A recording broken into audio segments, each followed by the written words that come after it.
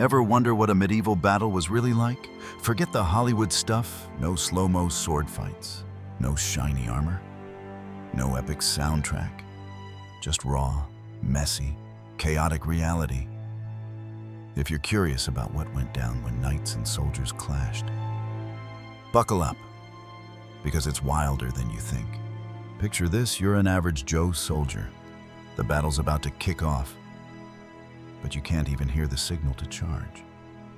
The guy with the horn, he's chilling somewhere safe, far from the action. Smart dude. Medieval horn players had the best life expectancy in the army, second only to the kings who started these wars but rarely showed up to fight. First 15 seconds of the battle, total chaos. Half the front line trips over their own feet or gets tangled with the guy next to them. Medieval battlefields weren't some pristine football field, they were muddy. Root-filled messes ready to send you face-planting into the dirt. Nothing screams fearless warrior like yelling, "Ow, my ankle," while eating mud. You didn't charge like a Marvel hero. You shuffled forward in a nervous huddle, knees wobbly from standing in formation for hours. The guy next to you is breathing hard, reeking of garlic and pure terror. Fun fact, medieval breath mints weren't a thing. That's probably why everyone was yelling so loud, just trying to breathe without smelling their buddy's lunch. Speaking of yelling, it wasn't some coordinated war cry. Most guys were just screaming to drown out their fear. Studies say about 70% of soldiers make random noises in combat they don't even remember later.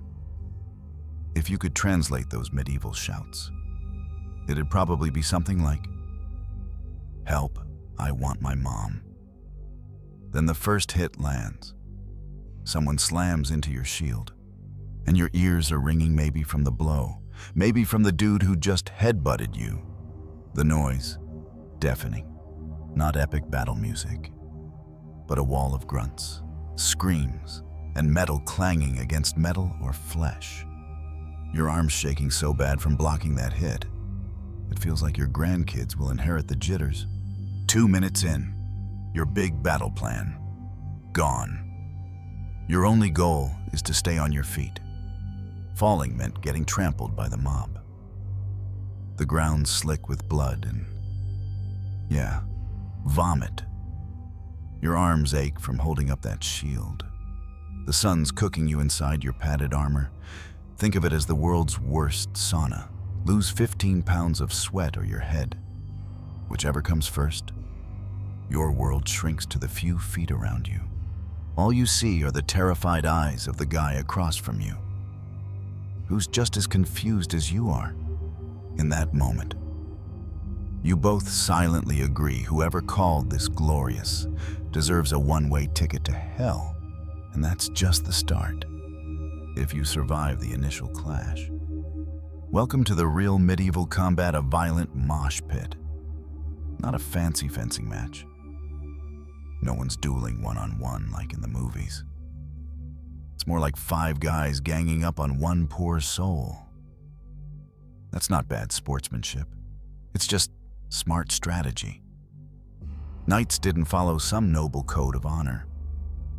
They followed the "I want to go home alive" code. And that trumped everything. There's no room for big, dramatic sword swings when you're squished shoulder to shoulder with your buddies. Most sword fights were awkward jabs, like poking someone on a packed subway. And swords, they weren't even the main killer. Grave studies show most fatal wounds came from downward smacks to the skull or neck. Exactly what happens when someone falls and the pile-on begins. Medieval strategy was less fight fair and more kick 'em when they're down. Then kick again for good measure. The pommel of your sword, that heavy knob on the handle, was often more useful than the blade. Sword nerds call it the murder stroke, where you grab the blade and swing the handle like a hammer. Honest name for a move, right? Helmets saved lives but cooked your brain in the sun. After 20 minutes, The temp inside could hit over 100 degrees. Some guys didn't die from wounds, but from heat exhaustion. Imagine fighting in a metal oven while people try to bash your head in. Brave or just plain nuts, you decide. If you fell in this chaos, you had about 2 seconds to get up before boots or weapons found you. Battlefield digs show plenty of bodies face down in just inches of mud.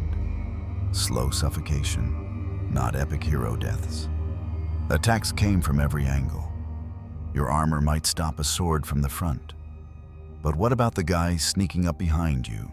You're dodging blows from at least 3 directions every minute. Keeping your head on was the goal, literally and figuratively. The weapons, not the polished museum pieces you're picturing. They were rough, built to break through shields, armor, and, well, people. Axes were like the ones you'd use to chop wood, just aimed at bones instead. Swing hard. Let physics do the work. Downside, they got stuck in shields or ribs, leaving you yanking like it's a medieval version of a dead phone battery. Spears were the go-to cheap, easy to make, and you could poke someone from 6 feet away. But in tight formations, they were a hazard. Plenty of soldiers got stabbed by their own side spears. Talk about friendly fire. Maces were the answer to plate armor. Why cut when you can crush a metal ball on a stick, could dent armor and snap bones without breaking the skin? Some religious knights loved maces because they didn't technically spill blood. Gotta love medieval logic, I can't slice you. But turning your insides to jelly, God's cool with that. Swords were the rock stars of weapons, but rare, crazy, expensive. Like buying a car today. They also broke a lot. Nothing kills your vibe like your fancy sword snapping mid-swing. Peasant soldiers. They showed up with whatever they had: flails, pitchforks, even sharpened shovels. Up to 20% of fighters used modified farm tools. Death by shovel wasn't glamorous, but it got the job done. Armor helped, but not as much as you'd hope. Chainmail might stop a sword slash once or twice, but a mace hit could turn it into part of the wound. About 40% of armored knights had broken bones even with their gear intact. Armor was like medieval bubble wrap, good for one hit. Then it's just crunchy noises. Wounds were brutal. No clean movie cuts here, just tearing, shredding, and mangling. Blood loss was quick. Lose 2 pints, and you're out cold. Many bled out in under 5 minutes. Blunt weapons were worse, rupturing organs or cracking ribs without breaking the skin. Medieval docs called these "he was fine a minute ago" injuries. Small cuts turned deadly from infection 3 times. As many died from sepsis as from battle itself. Battlefield medicine, tying a belt around a limb or searing it with a hot dagger. Pain scale, I can still fight to just end it now. The mental toll was just as rough. After 10 minutes, you're asking, where am I? The chaos, spinning to face threats, and no clear landmarks meant 60% of soldiers lost their sense of direction. Units got split up, and both sides sometimes retreated by accident, medieval version of "you go first." Friend or foe? Good luck telling. Mud and blood covered everyone's colors. Records from battles like Towton in 1461 suggest up to 10% of deaths were from friendly fire. Blood splattered everywhere, and you couldn't tell if it was yours. Some guys didn't notice they were wounded until they passed out. Your brain couldn't keep up. You swung on instinct, like muscle memory from a video game. Survivors often couldn't recall what they did, like driving home and forgetting the last 10 minutes. Except you might have stabbed a few people. Fear and stress shut down your brain's higher functions, leaving just survival mode. You stopped seeing people and just reacted to movement, a flash of metal. A blur coming at you, Combat psychologists call this battle mind, where you're detached, like watching yourself fight in a movie. Time got weird. Minutes felt like hours, or hours like seconds. When it got too much, most soldiers had a simple plan run. About 40% of armies bailed before the fight peaked, for regular grunts. It wasn't shameful, it was the "I want to see my family" strategy. Once a few ran, it was a chain reaction. Some played dead or hid inside.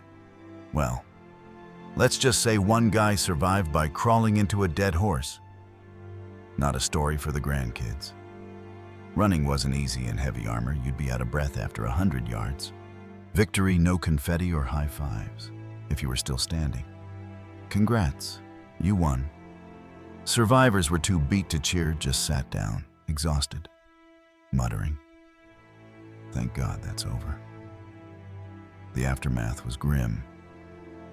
You wiped blood off your face, hopefully not yours, checked for wounds, and looked for your buddies. Looters stripped armor and boots from the dead medieval recycling at its finest. You drank whatever booze was around to numb the pain, physical and mental. One chronicler said soldiers drank for 3 days straight, trying to erase what they'd seen. Field hospitals were rough. 25 to 50% didn't make it. Surgeons, if they were awake, might just chop off a limb to save time. Bruises and nightmares lingered for days. You'd wake up swinging at ghosts from battles long past.